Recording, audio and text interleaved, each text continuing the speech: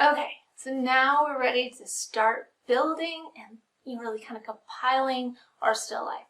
So with this, it's almost like an experiment. You got to figure out what looks good, what doesn't look good, and there are certain components of a still life that we really want to make sure that we are addressing. Okay, so you ready? Don't worry, you don't need a pencil or pen. The notes are down below.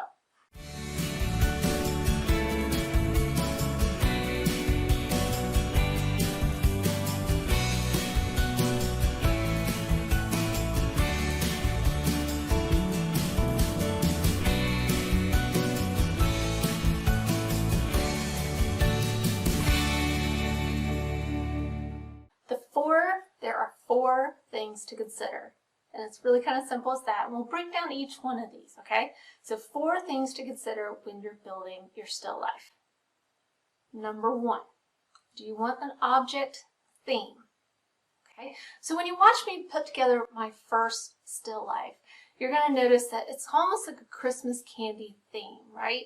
I've got my hot chocolate. Well, it's not really hot chocolate. What it is I actually filled it up with water and then put some whipped cream on top. And then we sprinkled some little candies on top. So it doesn't have to be the real thing. So there's even a still life that I did once where I had a little wine glass. Do you know what's in it? Water with yellow food coloring. It's really as simple as that. You don't have to have real alcohol for these things. But so just kind of think about some of that stuff. But if you want to, knock yourself out. Use what you have that's around you that inspires you for these still lives, right? Okay, so object theme. We talked a little bit about, I used Christmas candy. You also see us put together, here is a fruit still life. And then you can make it as simple as and complex as you like. So that's the number 2 thing to take into consideration. Number 1, objects. Number 2, complexity of the composition. Do you want to be simple? Do you want it to be complex? So when we think about simple, that could be like one subject. Maybe just an orange, just a pear, just a cherry. You know, you see where I'm going with that. Maybe it's a piece of jewelry. You know, just one thing. And you can put maybe 2 or 3 things. The more things that you add, the greater the complexity, right?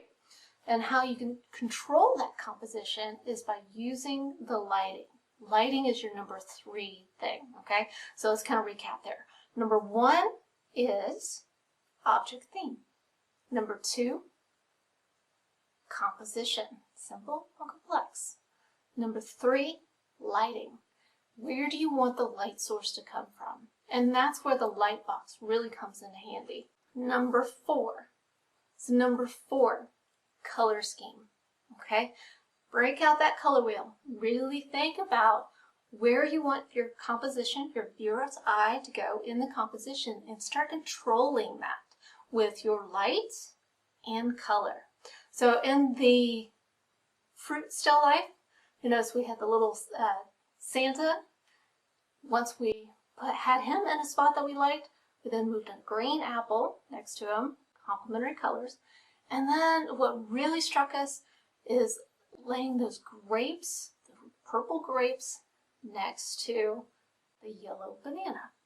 So just kind of keeping in mind those 4 components. Okay, 4 components, right? Number 1, the object theme. What kind of theme are you wanting to paint? Is it going to be about books, about food, desserts, fruit, flowers, whatever? You pick it. That's going to be 1, the object theme. Number 2, composition complexity. You get to decide how complex and how simple you'd like this to be. You can even take multiple pictures of multiple still lifes and combine them into one painting. It can be as simple or as complex as you would like. Number 3, lighting. So depending on whether you choose an open stage or a closed stage box or a tabletop box, that's going to help determine a lot about your lighting. You decide how intense and how dramatic you would like for the lighting to be. Number 4, color scheme. Taking out your color wheel, really focus on what you want to paint. Is it going to be an analogous painting where all of the colors are going to be from one section of the color wheel?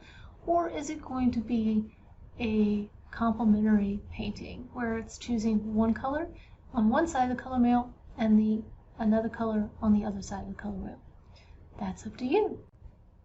Alright, so that's your homework for today. Start collecting the objects that you're going to put into a still life composition. Alright, have fun and imagine something awesome.